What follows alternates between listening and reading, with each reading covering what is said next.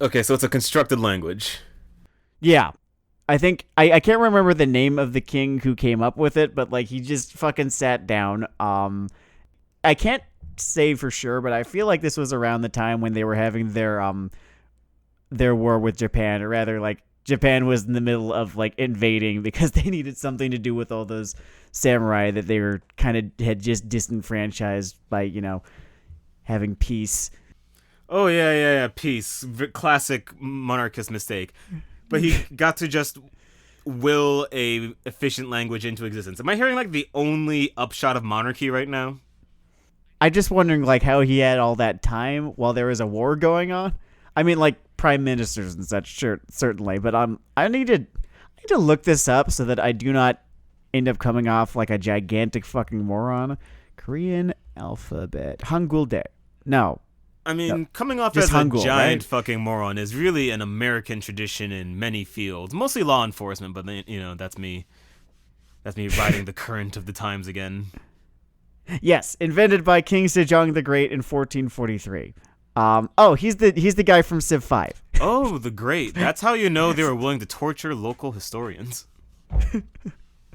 Like, whenever I see the great in a history textbook, I really just assume that his son was psychotic.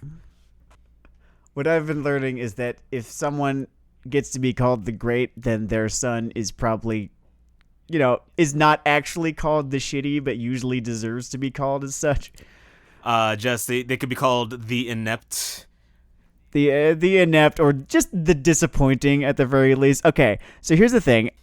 He was king, I think, at least a couple decades before that war. So I don't know what the fuck I was talking about just now. Did you just admit an error in 2020? Because that's not the fucking rulebook we play by. There's nothing else I could do. Yeah, no. At no point in this Wikipedia page is any mention made of the what do you even be called? Like there's a word like how like Sino refers to China, so like the Sino-Japanese War. I don't know what would you call probably not Korean Japanese. I know that war, the war that Hideyoshi started. I think you would call that war historical foreshadowing. Right? I was conflating, not complaining, but I was associating two events that happened 100 years apart. Korean scripts, Hangul, that happened in the 1400s, and the invasion of Korea by the Japanese, by the Tokugawa shogunate. I get not quite yet because it was Hideyoshi. That was the the late 1500s. Man, it's really rough when geography just says, "You will never know peace." It's like, so here's this giant fucking like imposing imperial power on one side, right? And here's this hungry fucking nation on the other side. Just the that just sees you just needs. sticking out into the sea, just like ooh, like so many chicken legs. So good luck. It's like what? It's shaped like something that we should eat. It's intuitive. Are you going to deny nature? Are you going to design this ergonomic? Few games manage to guide you along this efficiently. Let the mechanics tell a story. I just remember that one time that you were talking about that one fucking game of Civ 5 that you played where. Oh yeah. So what fucking happened here? I was playing Civilization 5. Wonderful game. Teaches you a lot about how things work in an incidental kind of way. And one time I was playing Japan. I had in my head I was going to go for like a culture victory or an economic victory. I don't know, maybe that's just the premise of Weeaboo Hell just blaring in the back of my brain. But you know what it fucking did? It spawned me on a resource-poor island near larger mainland powers. So I just said, okay, I guess we're doing this. And then I had the biggest fucking army in the game by the time gunpowder came out. It was a bad scene, is what I'm just. No, it's happening. It was happening so directly, and I'm pretty sure I needed to hold oil off of my main island to maintain my fucking standard of living. I guess what I'm saying is mankind learned to fear its own fucking deeds. I'm trying to think if I ever ran into like a particularly historically appropriate game of Civ. I'm just remembering the really fucking memorable one where I was playing India and the Aztecs spawned on the other side of Korea, right? And like God fucking bless Korea for being my fucking buffer because they are the only reason that I survived. Just taking fucking everything that Montezuma could throw at them. There's always a little smoke on the corner of the map. I kept giving them soldiers. Like I kept like producing soldiers and just gifting the unit to him just like so that I could not have to fucking have jaguars all the way up my ass. I learned everything I needed to know about the fucking CIA when I fucking another person was trying to just take over the city state and I just kept on sending it fucking soldiers. That happened with me. The last big game that I played, like towards the beginning of the pandemic, where I was decided, okay, I need like a time sink, and so I started a new game of Civ. What the time sink ended up being, Witcher 3. But in this case, before I got to Witcher 3, I played a game of Civ, and it was, I think I was playing the Byzantines, right? And there was this island string full of a whole bunch of city states, right? And here's fucking Genghis Khan to my south. The heretofore very charming Genghis Khan, who has made nothing but overtures of peace to me, right?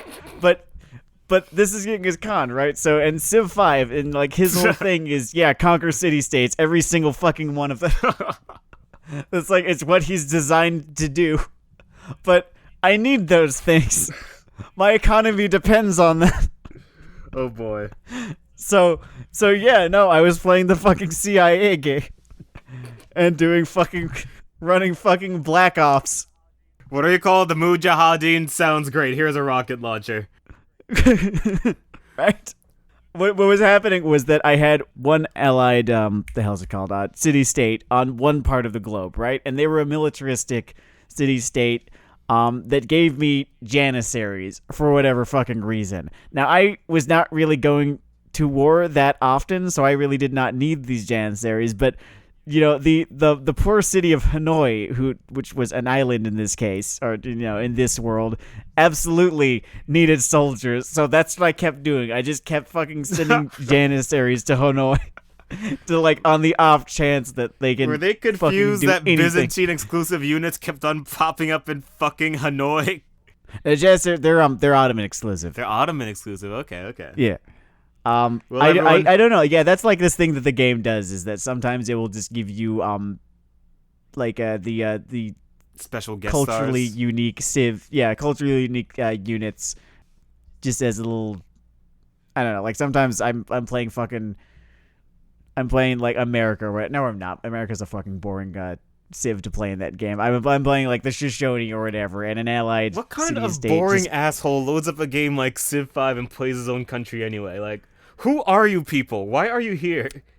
I'd play them if they had an interesting mechanic, but it's just like, oh, you could buy tiles for cheap. You know, if you like buying tiles, do you like buying tiles? I heard in the fucking Civ 6 DLC, America will have an exclusive unit called Military Police that can only fire on its own populace. It's like the Civ 4 slavery mechanic, you don't get any building energy from it. You could call it a legacy of slavery. No. Oh, I'm gonna be that kind of guy. Okay, not to oversimplify a complex situation, but when you look at the nuances of the thing, bacon is delicious. It's absolutely, oh man, I was just making some quiche earlier today with bacon, and I was just thinking about like everything that we get from the presence of dead pigs. Oh man, you get just the fucking like we get Jello. You can make Jello out of that too, not just bacon, right? Like. Spiders like love little it. Boy. Spiders love it. It's some pig, you know. Truly, days of wonder, days of spirit, days of glory. Now, a place where every day is strange is the somewhat is Tower of God fairy tale-ish, fairy tale adjacent. I would call it isekai adjacent, but I'm kind of getting ahead of myself just by saying so. Oh yeah, like genre-wise, I'm talking more like the sort of presentation of the fucker. Like, is it I straight up just new weird. just new weird, just New weird, just fucking just like, licking Kelly Link's toes? yeah. I was thinking, what the fuck is his name? He wrote Annihilation. I was thinking about him. Oh yeah, Jeff Vandermeer. Jeff Vandermeer. There we go. Like Jeff Vandermeer, China Mieville, that sort of thing. It is that genre. I didn't end up loving it, so I wouldn't exactly favorably compare it to Jeff Vandermeer or China Mieville, but like, it is new weird. Oh man, I used to date someone like really fixated on the weird stuff, and I think I had really healed, and I went back like, oh shit, Jeff Vandermeer is great. I just hate this person. I'm working through that sort of bias that I built up, like, against not H.P. Lovecraft in particular, because fuck him, but just Lovecraftian horror in general, and just how fucking tired I was of it by the time I was fucking 18 for reasons you already know, and I'm like, I'm actually going to leave those reasons mysterious for our viewers, listeners, whatever. The mysterious backstory of Weeaboo Hell.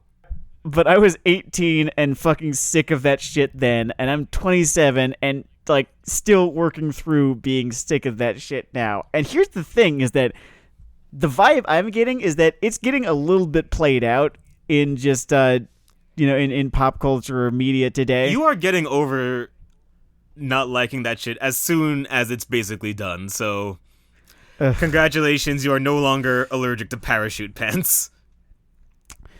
It's life is I think is the full fucking of such video ironies. games out of all things might have fucking killed it, because if you ever want to just half-ass an adventure game and just shovel it onto Steam, a real Tentacles.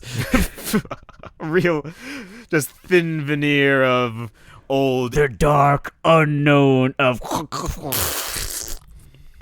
I've read 3 things by H.P. Lovecraft.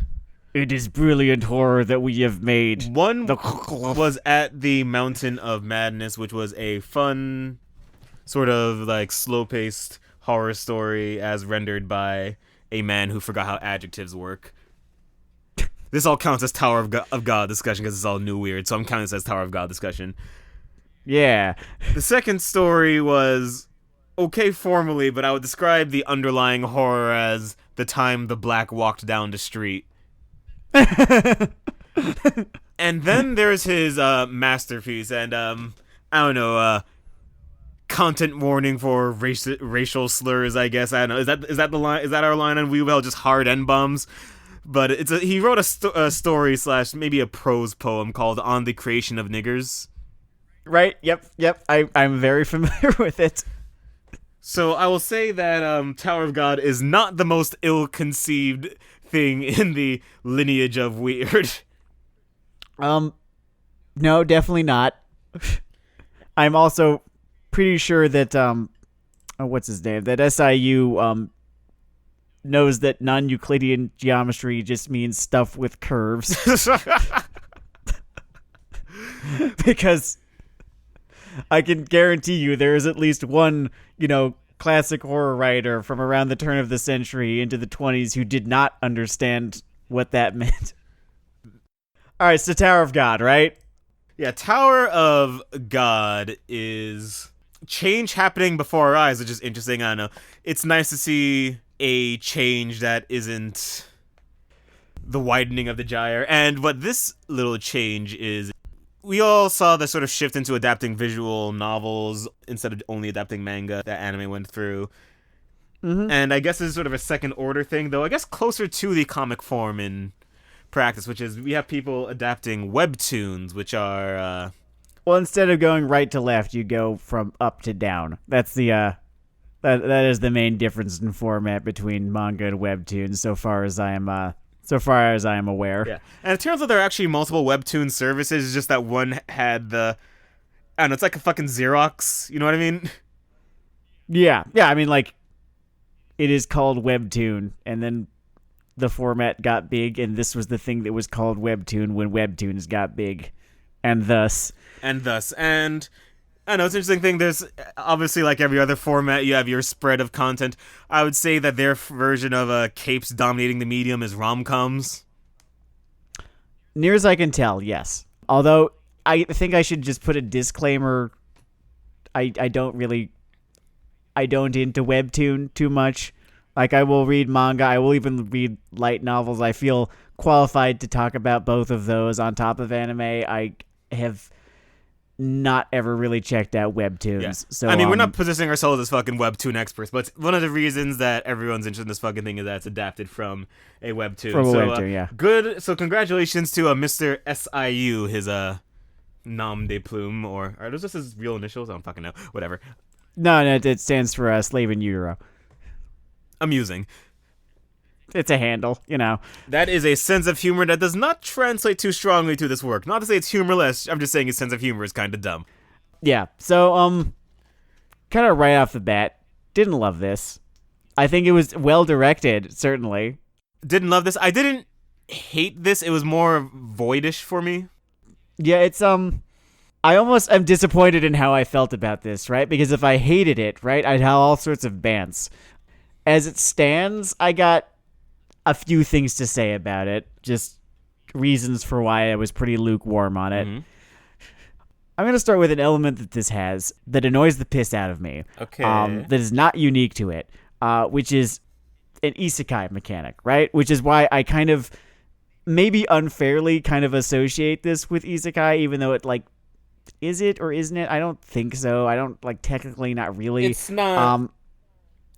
If I had a gun to my head and I was filing stuff in the library, I would not put it next to these guys. This is a fantasy, new weird kind of romp that is very tropey, and that's why it feels that way. Just because isekai stuff is basically a Frankenstein of cliches.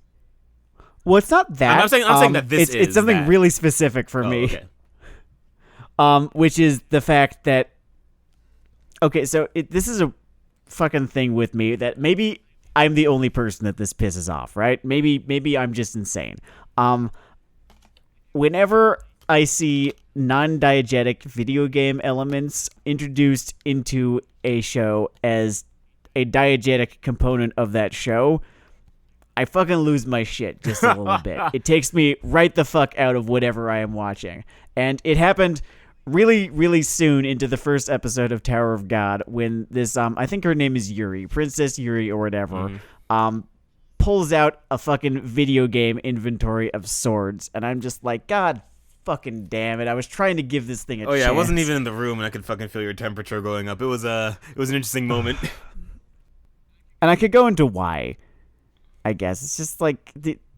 It's distancing in a way that doesn't serve the thing. Non-diegetic video game elements are they're there and they only work because it's an interactive medium, right? And you can get away with breaks from reality because they have to fucking be there because it's a fucking game. Mm-hmm. But here we are with a show that's not interactive and they don't have to be there. I would compare it to page numbers in the corner of a movie screen. Like just every frame has a number. It would get pretty high by the end, but you read me. At worst, I'd think it was kind of pretentious. Or at best, I'd think it was kind of pretentious. Just like, oh, okay, I see what you're doing here. You really crafted a real story here, haven't you? Spun me a tale. Oh, yeah. So that's something kind of a little bit specific to begin with, but I just kind of wanted to get it off my chest before we get into the real meat of this. Fair enough. By the way, I'm just going to zoom out for a second. Tower of God premise, guy is, Anna simping on... fucking, is she a princess, rich girl, whatever. She's pretty and she helped him and taught him shit. So he goes into the Tower of God, which is a series of sort of loosely defined levels and challenges where each level has its own fucking gimmick. And if you get to the top, you can become the Shaman King or assemble the fucking Dragon Balls or what have you. Hokage, number one hero, whatever Ichigo Kurosaki was after. So I don't think he was actually after anything. To this thing's structural benefit, you don't really have to question where we're headed with this one. He has, I don't know, clear goals, a clear motivation of the boot. Let's lay out the setting here just a little bit more, and then I want to talk about this kid Bam. His name is Bam. I want to talk about his motivations a little bit and why they kind of just don't fucking work for me. All right, sure. Yeah, so we're in this tower. You could think of it as a tower. I think it's just, a series of little worlds a la a video game. Again, just cannot fucking into it. And they're filled with just, character designs of yeah, it's a grab bag of heavily sort of genre characters. Yeah, just like stuff that could be from one work of genre fiction or another. Like most of them kind of fantasy-esque, I guess. Yeah, all the group character shots look like a fucking superhero crossover event would be my description. That's not inaccurate to say, yeah. I wanted to find all of it more interesting than I did. And I've been trying to diagnose why I did not find it as interesting as I kind of wanted to. Do you have any thoughts about that? When I started the show, I was sort of reeled in from the start because it has a lot of visual signs of doing something different. Like the color palette is very subdued and it gives it a different look. The line work does something that I'm not technically capable of describing, but once again, it gives a different look. So, I don't know, everything is very visually like arranged well, and then there's just nothing really happening underneath. So I almost feel like there's something it's not living up to. It's like a flashy car of a shitty engine. The way that I would describe it is that it is lacking a human element. It's got like a whole bunch of, I don't know, it's got all of this fucking minutia attached to it, right? And I'm sure that you go far enough into the webtoon and everything has an explanation, right? And I admit, like, I kind of spoiled myself a little bit, just like went to various character pages in various places, looked at people and things and like their place and all of this, and it's like you've got all these fucking categories that and subcategories that stuff falls into, and it feels very much like someone's Toy House page. As I was watching it, I was just thinking that there's really just no fucking that I could see. It just seemed to lack much heart. I think heart is a very intuitive way of getting at the fact that there isn't a very like individualistic spark to all this stuff. I see a dramatic sequence, and the characters are framed in a way that I know the emotion they are trying to evoke, and they're not doing it in an incompetent way, and it's not like fucking rushed or anything. Yeah, like I was saying, this is well directed. And I don't know, maybe I just don't like Paprika or something, but I guess I just don't have... Nothing makes it individual, and so I don't get pulled into the thing. I just feel like it's happening in front of me. Yeah, I get that. It's almost like a music video show, like when music videos became bigger than the fucking rock songs themselves. And then everyone woke up one day and said, Poison fucking sucks! Which isn't to say everything about the show sucks, no. It's a Poison music video. I have more of like just one scene that I'm kind of wanting to point to here, which is I think towards the end of the first episode, right? This Bam kid, right? He's put through this challenge and he ends up trying to chip away at this dome or something on the ground, with a sword, while there's, this big serpent kind of trying to eat him or something. Oh yes, very spirited, very hero. And he's really fucking going at this thing, just shouting something. I don't know, like let's say he's shouting Tatake because that's clearly what this scene is trying to evoke. He's shouting something to the effect of break, and Tatake. We're supposed to be sort of learning about his willpower as a figure. And I am just fucking left cold, because like the pathos just is not there. It's just not there. Also, the series isn't too committed to willpower as the thing that sets him apart, or any particular given thing as a thing that sets him apart. Yeah, I don't like the series kind of seems to be insisting that he is special in some way, but I just don't get the sense that he is. And again, I am sure that there is some diegetic reason, 500 chapters in, that we learn that he is special, right? But there is a difference between, him being special because of, like such and such plot elements that say so, and him feeling special. Nothing feels too particularly extraordinary about him. And, maybe I'm asking too much, or I'm asking for my expectations are, not where they should be, but I kind of don't care about this kid. I think the dissonance that's sort of chipping away at your head here. This is a thing that happens in a lot of anime, a lot of action media in general, in that a lot of things want to have their cake and eat it too in terms of like three kinds of appeal, right? Mm-hmm. Your chosen ones, your underdogs, and your everymen. And I think the thing that a lot of people need to start fucking realizing is these are three entirely different ways of engaging with your background. Like, they're three entirely different relationships with the world, and when you try to grab at all these at once, you just sort of end up with a weird slurry of nothing. I would agree in part, I think. Take, for example, in Tower of God here in particular. Okay. So we come in. He's the underdog. He is a normal guy coming into the Doom Tower of Fate, full of monsters and shit. He barely understands what's going on, but he wants to get that boot. So he steps into the arena. Mm-hmm. Immediately, this princess comes in, gives him the infinity +1 sword of kicking the shit out of everything that moves. And then max on him a little. So he's also hot. But now you're trying to fucking drift race between fucking underdog and, I don't know, Palladius, hero of the realm. And then his special willpower is immediately solve the undeclared puzzle of the... That's a whole other thing of this show, by the way. Maybe that's a separate show. I don't know if you want to get to that yet. Oh, yes, in just 1 second. Okay. Because we've just arrived at this issue that I have with this show, which is his motivation, right? In that, okay, so perhaps we're being facetious in saying that he's chasing the boot.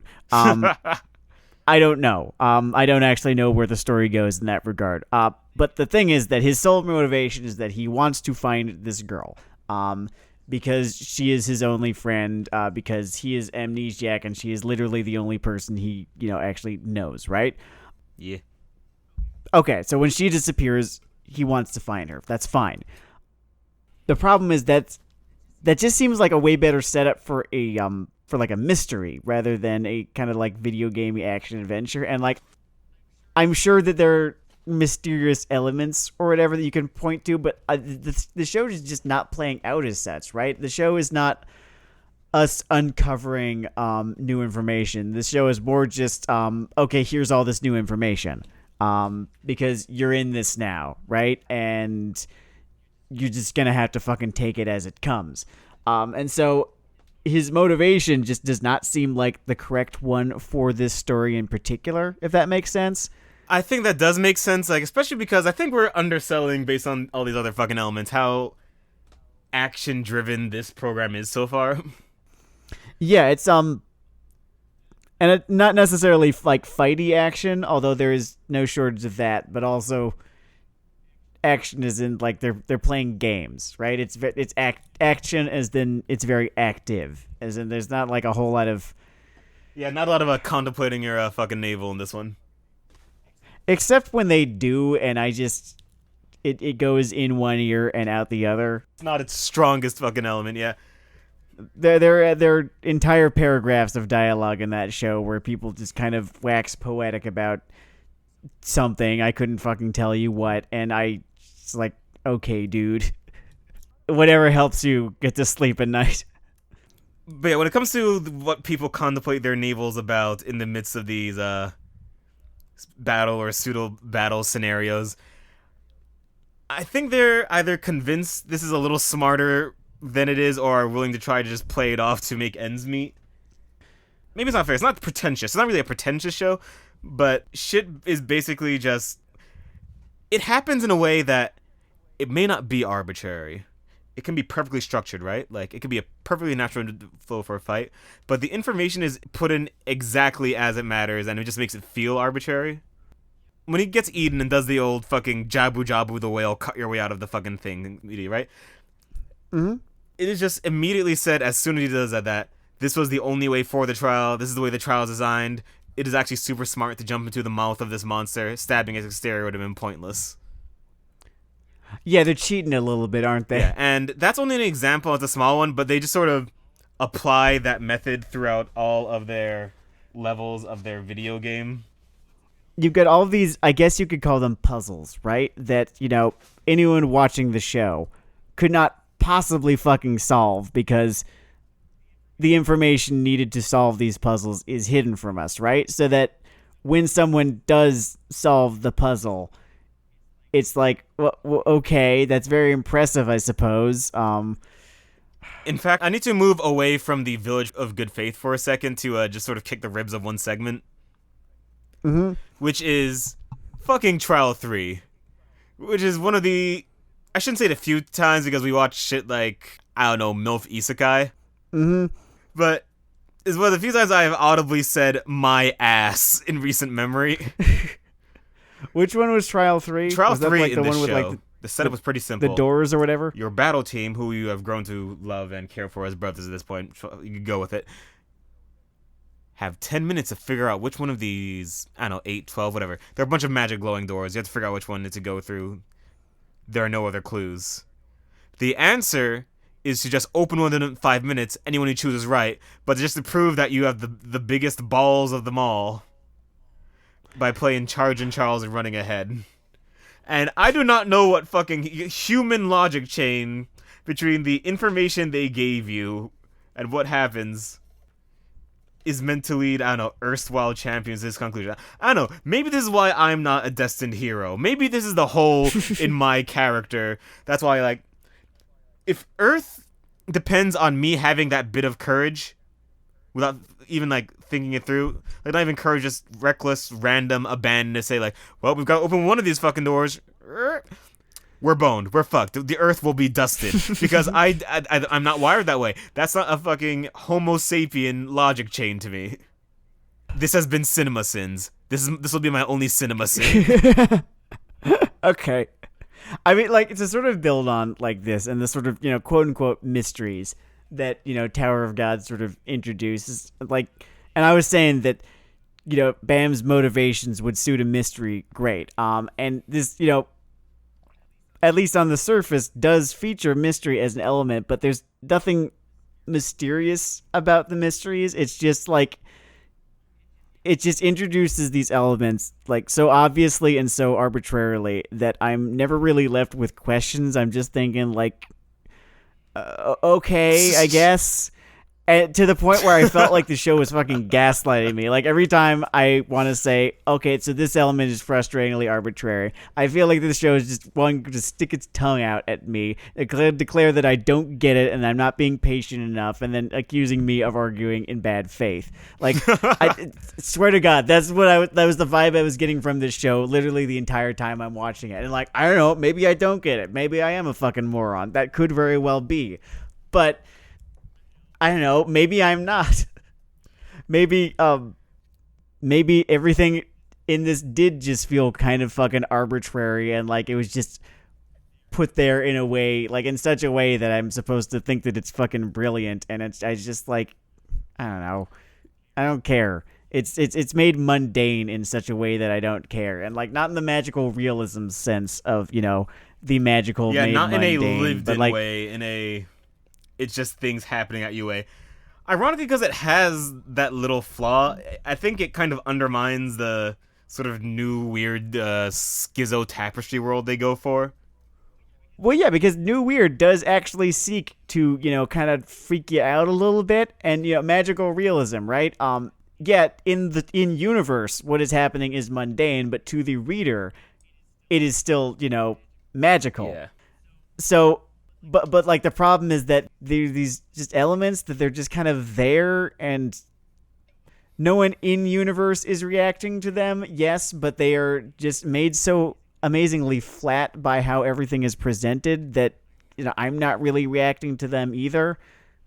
It's very strange to me because when I get something pitched to me as a paradigm shifter, I kind of expect the flavor to be really strong. Not necessarily in a good or bad way, but say your SAO changes things and that thing, to my palate, sucks really aggressively.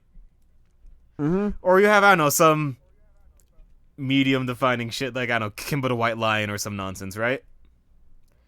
Code GS, slightly more recent, something Yeah, like that had an intense flavor. So it is fascinating to me that something that represents such a business paradigm shift is just porridge anime-wise. And the ideas are from, like, a different ecosystem in theory, right? I mean, it's a globalism, It should feel whatever. fresher than it does. Yeah, it definitely should feel fresher than it does. I think that is. I'm watching an outside perspective here, and there's just not that much about it that's that outside. Like, I am watching something published on an independent online platform from a different country than anime usually draws from. Then again, maybe that's why this is the first thing adapted from fucking Webtoon. Maybe that's it. It's just kind of safe. It's interesting that Webtoon caught on when they were trying to get manhwa to catch on, and it just fucking wouldn't. But like, this is what did. Oh yeah, the only manhwa I ever saw in a fucking Barnes and Noble was Ragnarok, which is also very familiar, and thus, yeah. Well, we learned something on market forces today, kids. I'm not sure that I have that much more to say about Tower of God, which is I know that's gonna sound disappointing because there's so much in it, but like it is full of content. There's a whole lot in it, but there's, I don't know, when you serve yourself rice, there's a whole lot of grains. Yeah, I can make jabs at individual characters, like they are convinced you will find large fight man to. In the same way that certain female characters feel cloyingly engineered to be your waifu, he feels cloyingly engineered to, like, I don't know, have that fucking Erdnot Rex if you're like, yeah, he's your fight bro, you know what I'm saying? Dudes rock 2020. There was, and there were one or two little moments where you could just tell that there was a laugh here, please, and I'm just sort of awkwardly, like, kind of looking at imaginary, audience members next to me to see if they're laughing, and I don't know. Maybe it's just not my sense of humor or whatever, but everything fell off about the timing every time that there was a gag in this. So yeah, this one, not quite made for me. And the next one is, in terms of marketing demographics, explicitly not made for me. Yeah, it's, we got a fucking actual isekai here. Yeah, everyone, we're back to the isekai tree. I'm gonna bang that drum until I'm dead. And the specific isekai is a sort of... Is it flavor month if it's a whole seat? Whatever. My next life as a villainess. Semicolon. All routes lead to doom. All routes lead to doom. Exclamation point. Oh boy, it's an excited one. It is an excited one. And...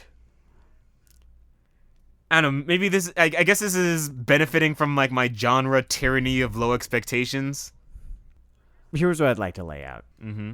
Premise. It's an isekai, except it's a dating sim where the protagonist is a woman and all of her suitors are males. It's like kind of, like gender flip from like the standard sort of dating sim. Yeah, right? if you got a whole reverse harem thing going. That's it. You're fucking caught up. It's vaguely Baroque in its aesthetic, right? So back in the 90s, right? There was online one film element. review site. That's theoretically involved is all routes lead to doom. So in theory, she is this character that always bites it in this game, or gets exiled in one route. I would like to point out, completely sinking some of the fucking tension there for you, because you're just gonna move to a big house in the country then? I think it's sort of implied that like, no, you're exiled to fucking St. Helena, but Fair. Still. So those are the stakes, right? And there was, like I said, there's this one online film review site from the 90s called Mr. Cranky. I don't know if you remember it, Denard. I did not encounter this one.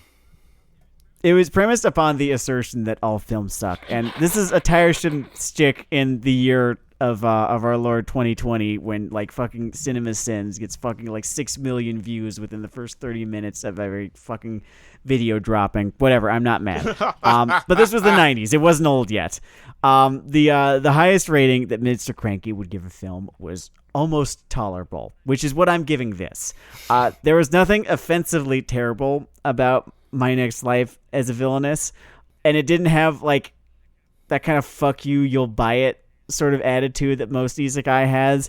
And like, to its credit, like what I was talking about earlier, the diegetic inclusion of like non-diegetic video game elements, it keeps that to a minimum. The credit I'm gonna give this fucker, right? is that I was expecting it to, just from the presentation, from the marketing, from the title, plunge into the depths of isekai hell. And instead, I found myself in rom-com purgatory. Yeah, it's that once you get past all the sins that it's not committing, it's mildly interesting, like, which is fine, I guess, if like that's what you're into. But here's the part where I say that the most useful critics are the ones who are consistent in their opinions, because you always know where you stand with them. Is this the right? donkey principle? Yeah, this is sort of the donkey principle. Like, I very much agree with what he was saying here. Like, my opinion is that isekai is really fucking boring. And you can think that that's an arbitrary line to draw, or that I'm full of shit, and that's fine. But since you know where I stand on this, it provides you very important context for everything that I say. So when I say that this is almost horrible, for those of you out there who love isekai and think it's a great genre, then you could kind of just take that to mean that this is a fucking 10 out of 10 isekai. Oh yeah, I'm sorry. I don't know, but like isekai, any isekai, I'm pretty sure this show will blow your dick off. Yeah, you'll probably think it's like the fucking tits. I don't, but you probably will. So you know what? Just fucking sink your teeth in, because at the end of the day, you're having more fun. Your than jaws I am, will right? drop so you win. and say, "I'm used to empowerment fantasies where you sort of wink at things and they explode, but in this world, she's doomed." And this will be your Watchmen.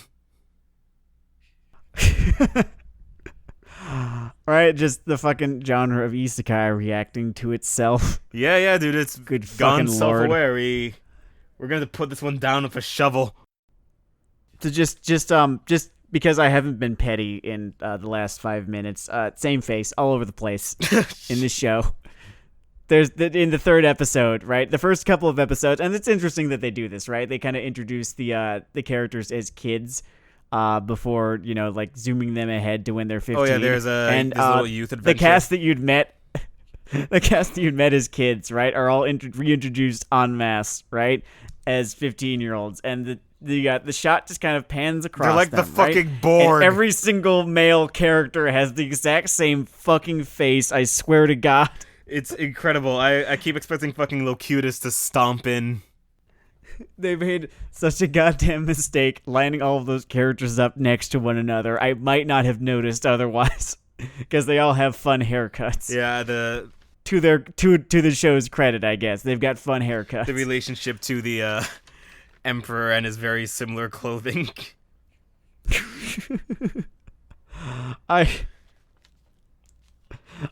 So now that I'm done being petty, like, compliment sandwich. So yeah, this show aspires to archness, which has an interesting effect. What do you mean when you say archness? When I say archness, I mean the way that a show like, say, Archer or fucking Excel Saga is trying to play around with the idea of being in a genre, right? Okay. And just throw those elements around. Oh, so archness in this context means archerness? No, it doesn't mean archerness. It means just... I just mean that it kind of wants to have a winking eye open the entire time. Maybe this is just a term that exists and I just have never fucking heard it before. Totally fine. But yeah, the point is that there's a lot of like small parody riffs going at a given point. Okay, cool. Yeah. And there are basically two wavelengths of these. They're the ones that just barely exist because they're very surface level observation of isekai, which is almost boring because look at the fucking psychological underpinnings of this genre. Eventually someone will make a lot of money with just a deconstruction of a man who is this thing that wants to own everyone else around him. One will be good. I'm here for it. One will be good. It'll be the last one. It will be the last. It'll be a good version of like one of those fucking what if Superman bad stories. Whatever. Not our point here. Not our fucking thesis. I guess where the show survives is that there are these, like, the fucking flashes upwards on an EKG machine. There are these little hints and idea. Like I wrote down just one of her fucking husbandos can't hold a fucking conversation because he's a strong silent type. Oh, I love that. And she's always having like these internal monologues where she's just wishing that he would fucking talk about something because it's awkward. And that's cute. Yeah, that has charm, like, and credit where it's due. Charm is worth a lot of weight in a romantic comedy because it's pretty much only charm, conflict, and a series of a man holding a boombox above his head. These moments were frequent enough where I would call this show like mildly funny, I suppose. But the problem is that they happen in between. Yeah, they happen in between these pretty long sequences of nothing. Not nothing, but just people. I feel like I'm being unfair when I say this, but like it's the sort of same problem that I had with Ouran High School Host Club, which is a show that I like, but the issue that I had with it was the whole, like, in this scene, people are in a room talking, and in the next scene, people are in a room talking. And I know that this show does more than just that, but it does a lot of just that. And so I did find it somewhat hard to pay attention at times. That being said, it could also be that I was instinctively reaching for my phone to, like, just get my hands on some more horrible fucking news, because this week has been, the world's, the country's Sam, having a normal one. Stop touching your fucking phone, because something happens every time you touch your phone, and if you touch your fucking phone one more time, a flying saucer is going to land over the fucking White House and declare its allegiance to the White House, and then we'll be fucked. Yeah, that's, I'd like for that not to happen. Yeah, and by the way, if bacon's delicious, oranges are delicious and nutritious. I don't know that this orange would be that nutritious. I feel it'd be mostly gristle. Yeah, you don't want gristle in your fruit. It really throws off the texture. It doesn't really... Fruit should not be savory. You bring up an interesting question. Like, are you giving something a fair review if you don't find its basic mode of entertainment or delivery engaging? Like, if you're someone who just does not dig violence, you are a lifelong passive if you flinch at a speck of blood, how well can you review Bloodsport? That's a fun question, because I think on some level, part of me does tune out on the very Tea Party scenes in this. And I don't mean of the Boston variety. Oh, there are plenty of them. Like, there are literal tea parties. I think at least 2 of them show up in 3 episodes. So, I don't know. If you are halfway through your draft of hate mail on me not getting it and saying, this isn't made for you, this is made for Tea Party artisans, maybe you have a point. Maybe you have the shadow of a point. I would argue, though, that I have read such a trench and variety of people, from my fucking MFA purgatory to fucking weeaboo hell here to all kinds of shit, that while something might not be in my default mode, I can at least see the appeal, or if something is being done well or in a fresh way. And I can feel this sort of paddling in the wave pool of its predecessors. Keep going. Ultimately, the basic unit of a scene is 2 people talking. So I think when we say that every scene just feels like people talking, what it comes down to is they are not saying anything that pulls me in, or I haven't heard before, or is particularly funny. Like, plenty of action movies you could say are just 2 people punching. Like, The Raid is just some people punching, but they're punching in ways... Oh man, is it ever some people punching? Yeah. It's a good point. It actually sort of ties this back to what we were saying about Tower of God, where, like, the elements are there, certainly, but none of them are too particularly engaging is the issue. And, again, I'm willing to accept some responsibility, right, for not finding a whole lot of this engaging. Like I said, I don't find isekai that interesting. I think it is, in fact, a very trash genre. You all know this. I would call it the garbage truck accruing more trash as it goes through its night. I am doing my best to try and remove that from myself when I look at this, right? And like I said, this gets a whole lot of props for, kind of breaking with the formula just a little bit. Not a ton. By the end of the 3rd episode, like, right? Okay, so here's the thing. In the first couple of episodes, the conceit is that, she's going to end up being, this villainous and, people hate her. And she's like kind of an underdog when that never fucking happens in isekai. Yeah, ReZero kinda, but not a lot. So like she's meant to be this underdog who's probably gonna. Oh man, RE0. I have never seen so many people enjoy something more than I do. Like, not since the fucking Macarena. When I was yay high. It happened to me just this last winter with the Witcher TV show. I do not understand why people found that as engaging as they did, but I think they just wish that Game of Thrones was still on, and was still good. Like, honest to God, I think I like season 8 of Game of Thrones more than I like season 1 of the fucking Netflix Witcher, because fucking it just did not fucking add up for me, man. And I think I enjoyed the ha ha ha fuck you energy of Game of Thrones season 8, but this, I don't know, it was just fucking awkward. I felt embarrassed for everyone on screen. But right, anime podcast, right. I think my point here is that ultimately my review of this show is that it is a show that exists. It is not nearly as bad as it could have been. It's bread-flavored bread. It is, in fact, bread-flavored bread. And there's... Oh, shit. I remember what I was fucking building towards, right? Sorry, I don't mean to interrupt, but I remember what the fucking point I was trying to make it. Is that, you spend these first 2 episodes, trying to convince me that it's not just another isekai with, OP protagonist who everyone wants to fuck, just coasting the fuck through, right? And then by the end of the time skip, right, in episode 3, it's pretty clear, and I went and read ahead just a little bit on my own, Denard. I'm sorry. I'll forgive you. She is the OP protagonist that everyone wants to fuck. Woo! So, like, thanks for giving us those 2 episodes, I guess, where, it was at all in question, right? But, and this whole fucking, maybe I'm not being entirely fair because there's this whole, issue of agency in this show where, we're not entirely sure, and it's kind of like built into the narrative. This isn't like a flaw or whatever. This is just a thing that they're trying to build against into the fate series, and right? what have you.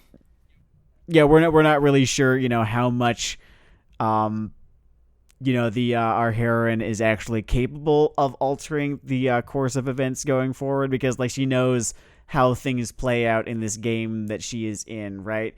And we're not sure if like it's despite her best efforts to change things, or I don't know. So maybe it's true that I'm not being fair, and that this continues to be an element in this show, and that like that is like objectively like a pretty decent source of dramatic tension there. But I don't know, just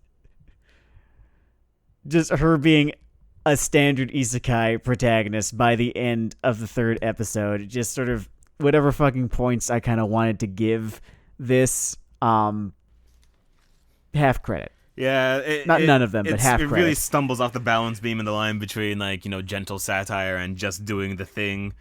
Ultimately, your fucking area of entertainment here is which one of these guys is she going to doink?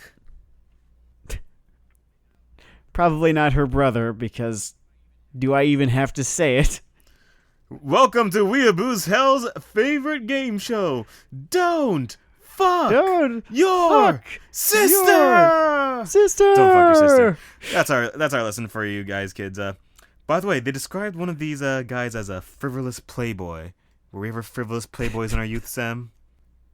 Me? No. The fuck? What, did you just call me a son of a bitch?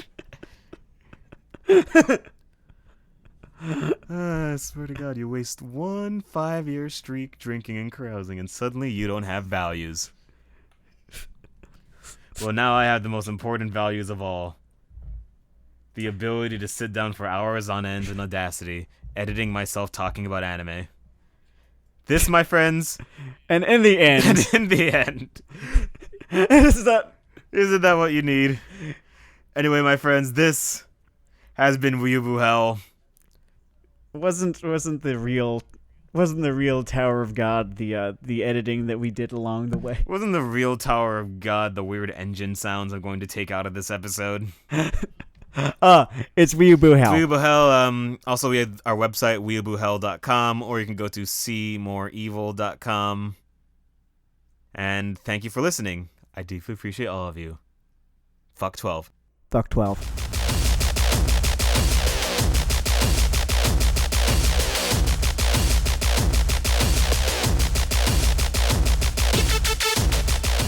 Wasn't the real Tower of God the weird engine sounds I'm going to take out of this episode? Oh, what's going on in your side of the neighborhood? Oh, there are no engine sounds. I just made that up. They won't hear any. Okay, yeah, you can edit out me calling your bluff just now.